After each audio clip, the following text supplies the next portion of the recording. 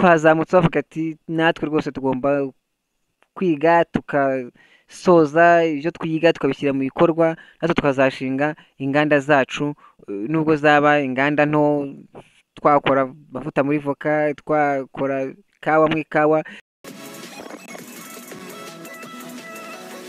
Ibihe byiza kuri wowe muntu wakoze subscribe kuri Rose Media TV, ndagusohoje aho waba uri hose, waba uri mu Burasirazuba bw'u Rwanda, Burengerazuba, Amajyepfo, Mujyi wa Kigali, Amajyaruguru ndetse n'ahandi hose waba utwumvira ku isi. Nk'uko ubibona kuri titire y'inkuru, abanyeshuri ba GS Ntaga basuye uruganda rw'inanasi muri Ngoma, bahava biyemeje nabo kuziga bashyizeho umwete, nabo bagashinga inganda zabo. Inkuru ku buryo burambuye. Abanyeshuri ba GS Ntaga by'umwihariko bo muri sogonderi. GS Ntaga ni ikigo giherereye mu murenge wa Mugesera, akarere ka Ngoma, mu ntara y'Iburasirazuba, Burasirazuba bw'u Rwanda. Abanyeshuri ba sogonderi ni uguhera mu wa mbere ndetse kugeza mu wa gatatu, bari kumwe n'umwarimu wabo wa chemistry. Iri ni isomo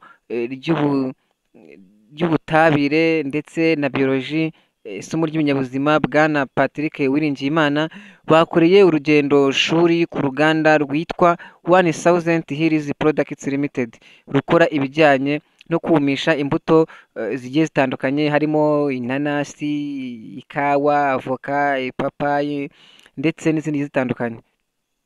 Uru ruganda rero nk'uko nabigarutseho hejuru, ruhereye mu murenge wa Mugesera, mu kagari ka Ntaga, umudugudu wa Rugaju, ho mu karere ka Ngoma ndetse mu ntara y'Iburasirazuba.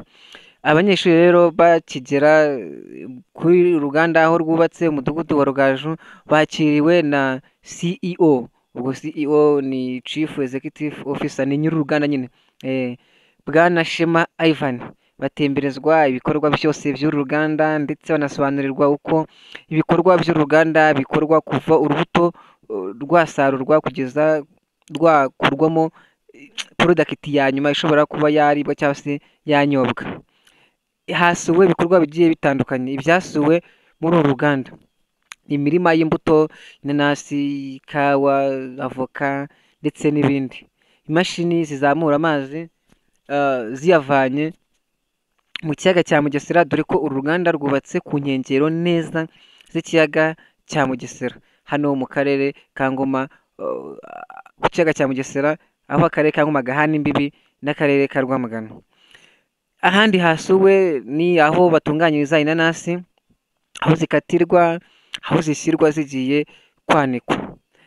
Ahandi hasuwe ni first aid room, ni icyumba ugenekereje, ni icyumba gishobora gutangirwamo ubutabazi bw'ibanze mu gihe wenda umwe mu bakozi bakora aho ngaho cyangwa se undi wenda agize ikibazo akenewe ubufasha bw'ibanze bw'ubuzima.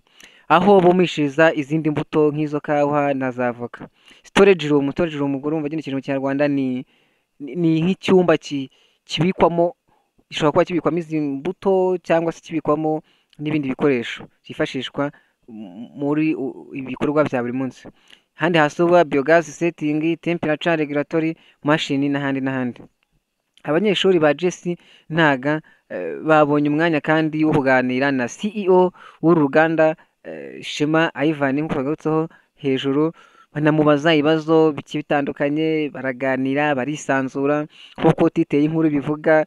Bahava mugani rwose twazamutse bavuga ati natwe rwose tugomba kwiga tukasoza ibyo twiga tukabishyira mu bikorwa, natwe tukazashinga inganda zacu, nubwo zaba inganda nto, twakora amavuta muri voka, twakora ikawa mu ikawa.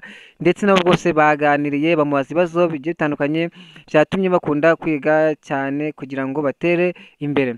CEO Chief Executive Officer w'uru ruganda, Shema Ivan, yabahaye ikiganiro gito, ubundi abasaba gutsinda neza. Cyane cyane ibi babibwiraga abanyeshuri bitegura ibizami bisoza icyiciro cy'amashuri 9 toronkome. Yabasabye kandi gutsinda, ko bazatsinda neza ibi bizamini. Yababwiye kandi ko utize ntacyo umara, ko bagomba kwiga neza bazatsinda bagakomeza mu yindi myaka. Abanyeshuri babyishimiye, bishimiye urugendo shuri, bishimiye, hariho nk'abari bataragera hano hantu bahageze bwa mbere nk'uko ubibona, barishima cyane rwose, baravuga ati ikigo cyarakoze, cyadutekerejeho, kikaba cyaradutembereje ahantu nk'aha ngaha. Muri make urugendo rwagenze neza cyane kuko abana bishimye ndetse n'ababyeyi twacagaho, ababyeyi bari bahari bavuga ngo ni ikintu cy'ingenzi cyane. Urumva rero uruganda ruri mu akarere gafatwa nk'akarere ko mu cyaro, akarere ka Ngoma mu burasirazuba, akarere bavuga ngo ni akarere kasigaye inyuma. Ni ahantu rwose usibye n'ibigo bihegereye n'ibindi bigo byo mu gihugu yewe no mpuzamahanga byakaza bikahakorera urugendo shuri, kuko ni ahantu heza cyane rwose pe, ni heza cyane.